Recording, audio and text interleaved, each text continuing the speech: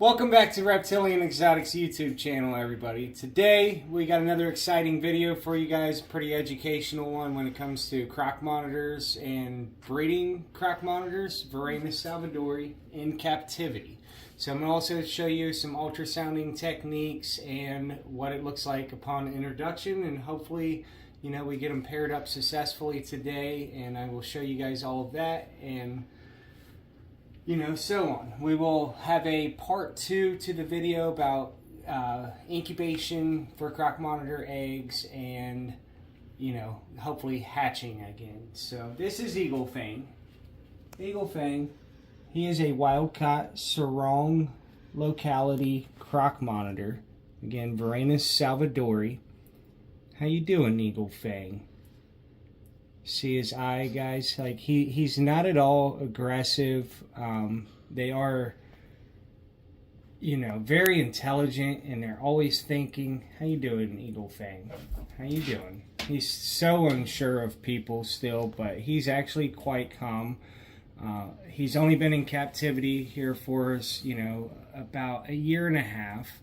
So we made some major progress with his socialization, but I don't have him just to be, my friendly pet. He is my pet, but he's also my breeder, and we're trying to conserve this species in captivity to, keep these guys available to the more experienced keepers if, say, the gates of the export close where they come from. So yes, I think it's a very important project that we're working on here. I do want to show you mamas as well. This is their enclosures. This is like her whole cycle of, track rate of follicles and follicular growth. This is mamas.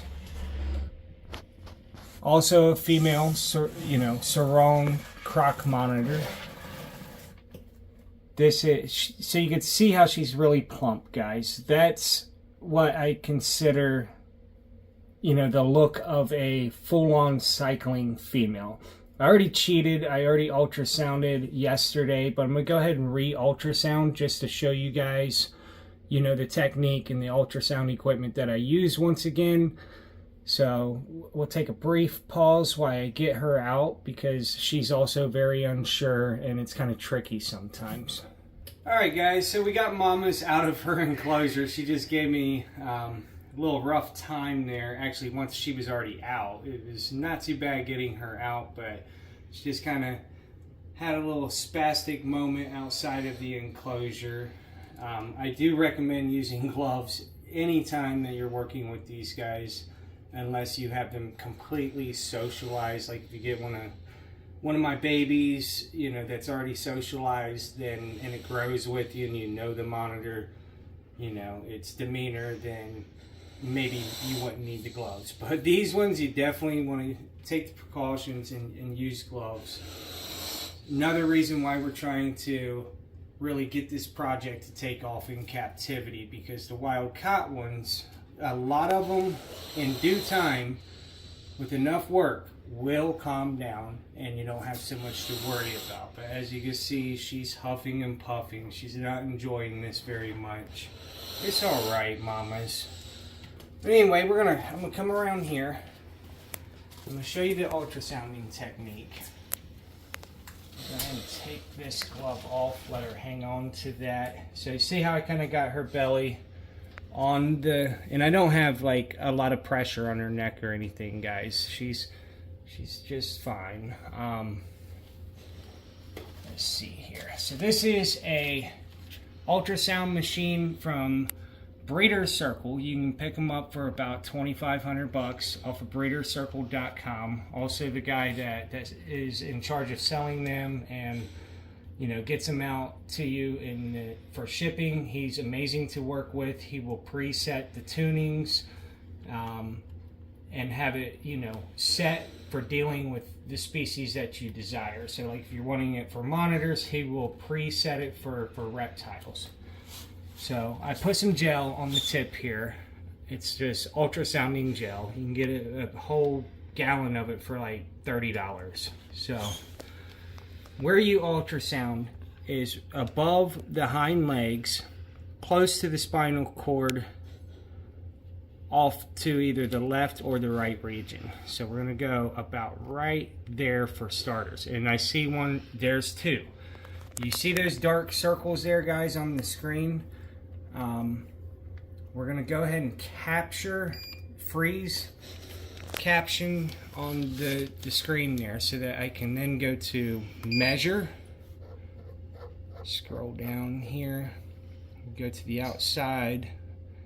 Looks like about right there would be the outside of it. I'm gonna set, scroll across, try to keep a straight line. So she's grown about a half a mil since yesterday, about 0.6. She was right at 20 yesterday. So yeah, we're at 20.6. I'm gonna go, that's where I like to try to pair at. I know in my previous videos I've said 28 mils. However, this is going to give you more viable eggs, more fertile eggs, as the male is going to have more time to copulate and fertilize every follicle versus potentially, just a few. But at this size millimeters, you guys may have more complications on introduction that could lead to combat, and I don't want that for you guys. So until you are more experienced with breeding, I recommend more around that 28 mils to actually pair. You will have some good eggs, and they should hatch at that mil if you pair at 28. So if you see, there's quite a few of them in there on the screen. Well, she moved.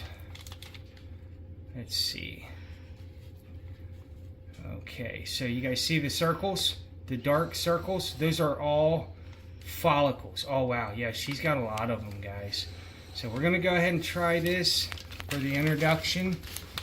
Now bear with me, it may not go as planned. I might have to separate them. Alright, come on, mamas. I might have to separate them. I have seen them wrestle before, and I have seen the female be very just unreceptive, and I've had to get in there and separate them, pretty much right on introduction. So here it goes, guys. Let me just hold her. Eagle Fang. It's alright. This is very dangerous too, because if he did take a lunge, my hand is right here, but he shouldn't. It's more or less the females that give you a hard time. He might want to wrestle her down a little bit, just to show her that he's dominant. As long as she doesn't try to bite him in response, shouldn't be an issue. It's alright, Eagle Fang. I'm actually going to place her over here on the log. Oh, let me squeeze her. It's alright, mamas. So, here's what it looks like. You go ahead and set both gloves over here close by me. Sorry guys, I was telling my wife to make sure I have my gloves handy. See the twitching already? He's excited. Let's just hope Mama's is receptive. It's alright, Mamas. They're both really great monitors. See the fast tongue flicks down by the tail base, by the vent? He's picking her scent up already.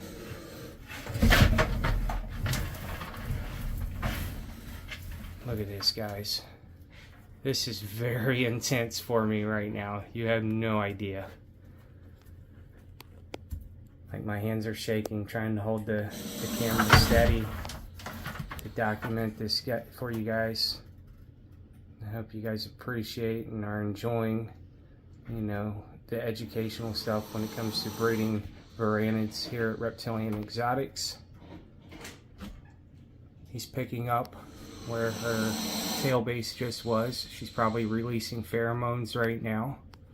And the male will pick up a strong scent of, pheromones that the females put off for breeding. They around 18 mils. It gets a little stronger at 20, and then it's like overwhelming for them at like 25 to 28. mils. So that's why I recommend for you guys to start breeding, you know, more around the 25 to 28 mils, just because you'll have less problems from the female being unreceptive. So let's just sit and observe. They're doing pretty good here on introduction, actually. Like, when I had them wrestle before, it actually was like right as soon as I put them in, and that was more around the 18 mils. So it seems like 20 mil follicles is where you want to be at for these guys, probably for the best fertility of eggs.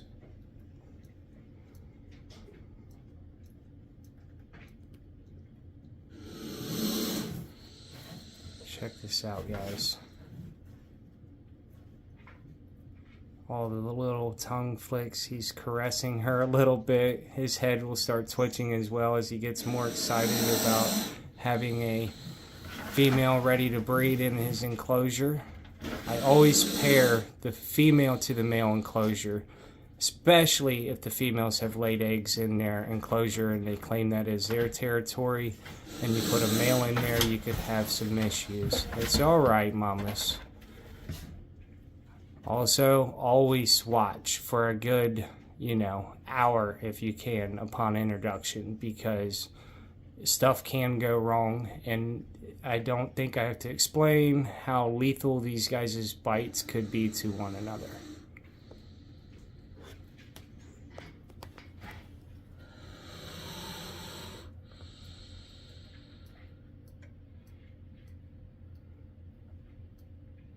This is an amazing species right here, guys. I hope to be able to go overseas, hopefully in 2025, and do a field study, just so that we have a little bit more, you know, factual research done on them in the, you know, their native habitat in the wild. They range everywhere from, you know, the northern parts of Maruke down through Sarong, and then even into the southern part of Jayapura.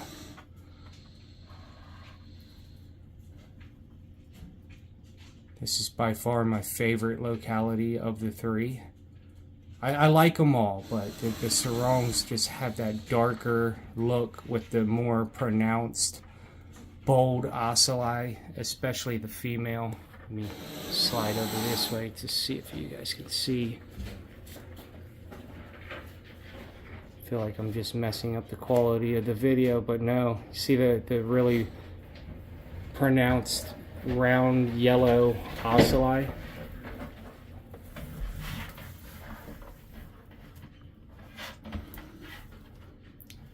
He is in hot pursuit right now of a hot female. He's got him a hot mamas.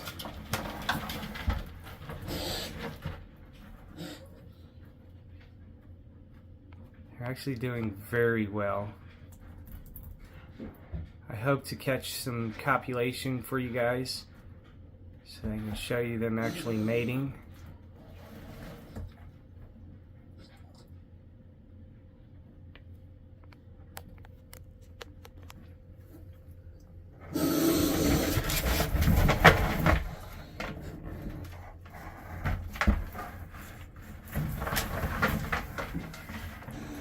Trying to win her over right now, and she's still so unsettled from me, you know, pulling her out of the enclosure and the ultrasounding. So it may take some time. I mean, he's all over. He's smelling the wall, tasting the wall, where she is rubbed up against it. Like, her scent is everywhere, and he's just super happy and excited right now. I just hope Mama's is nice. It's alright, mamas.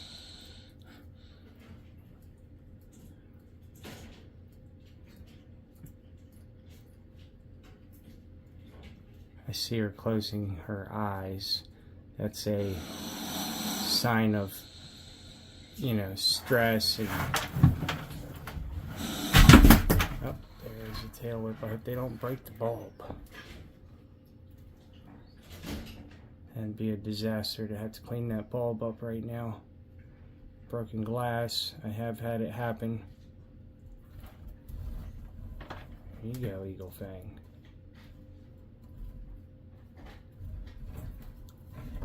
I'd say she's submitting to him. She knows she's in his territory and he's a big dominant male. These are still very young too, guys. They're I would estimate probably about 2.5 years old, according to, you know, research and my grand mentor and my mentor. They can go from what's called egg to egg in a year. So people ask me all the time, can a monitor cycle at a year? Technically, according to, you know, previous researchers, they can cycle and copulate and lay eggs at 1 year of age. So you will have eggs in, you know, be pulling probably infertile eggs at 1 year of age. So yes, they become reproductive, I would say around 10 months of age. Yeah, because it typically takes about 30 days for them to carry the eggs and about 30 days for the cycle. So if you take that off of a year, because if you're getting an egg at 1 year, then that must mean that they are reproductive as early as 10 months of age. That's just wild. That's amazing.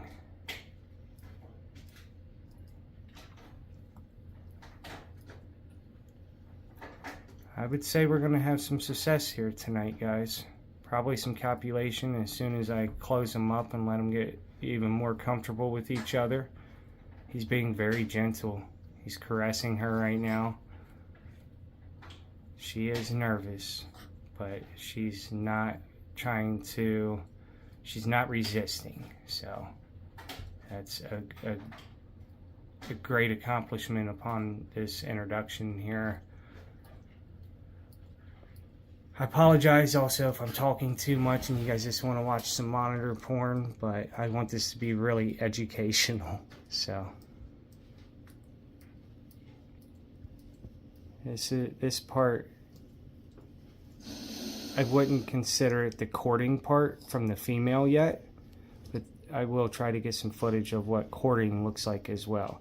The male's trying, the female's just like, you know, she's still so unsure. Just noticed we're at our 15-minute mark, so I want to save some more footage here in the near future of the breeding action. So I'm going to take a brief pause and I'll tune back in when I see what we're hoping to see, which is, you know, some good copulation. Stay tuned. Check this out, guys. This is about 20 minutes after introduction. They have moved to the floor of the enclosure and he has submitted her enough to, looks like, some copulation beginning. This is super exciting for us here, guys, in the world in general of, you know, the varanids and breeding monitors in captivity. He's getting close. Not a lock yet, but see the hind leg kicking. They scratch at the base of the female tail to get her receptive to raise her tail for copulation. Now he's on her back. He'll get it figured out. Pretty positive we'll have some good copulation very soon. Kind of want to just give them some privacy. I got the door open, you know, with the camera in their face talking right now.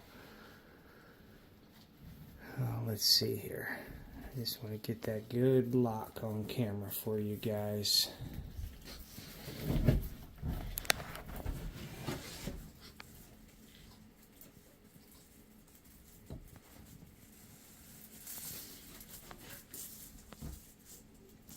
And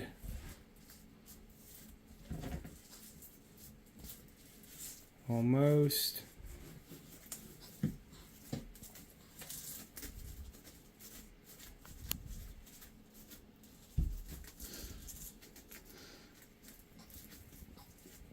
Come on, Eagle Fang, move down a little bit, buddy.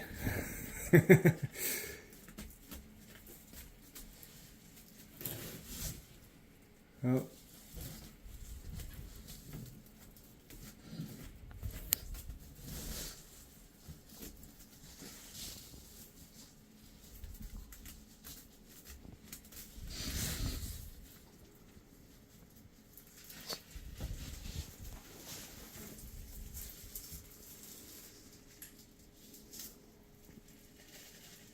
And there you go. I think they are locked. And this process of copulation and breeding activity will go on for about the next 10 to 14 days, sometimes even up to about 3 weeks before we separate. And then roughly 30 days after we separate, we should find some good eggs, a nice good clutch of eggs laid in her nesting area, in her enclosure, which brings me to my next thing. We're going to be working a lot on the nesting to try to still, tune that in and perfect that as much as we can to proper nesting. So stay tuned. I'll do a little outro here in a minute, and hope you guys are enjoying this video. Alright guys, that about wraps up this video. I hope you enjoyed it as much as we did here. That was pretty intense with the introduction of the Croc monitors at first, but they've been doing well. I've witnessed a couple locks. They're still paired. It is a couple days after the initial introduction as of today. So they're still paired, doing well. It also brings me to, I just wish we knew a little bit more about the species and their native habitat, which brings me to tell you guys about my upcoming plans for 2025. So far as I know, me and my mentor, Jim Miller, are going over to Papua New Guinea to do some field research. Also, we just extended the invite to my grand mentor, Frank Reedus. If you haven't got the message yet, Frank, this is your invite. Come with us along over to Papua New Guinea, man. It'd be awesome. I can't wait to do some good, data collecting and field research of, this awesome species. I feel like we just need to know a lot more about them. We know a ton about the water monitors, but the Salvadori, we really don't. It's going to take us to go over there and put some work in, man. So, if you guys did like this video, also please like, subscribe, and share if you can. And I guess that about wraps it up. I will see you later, my reptilians.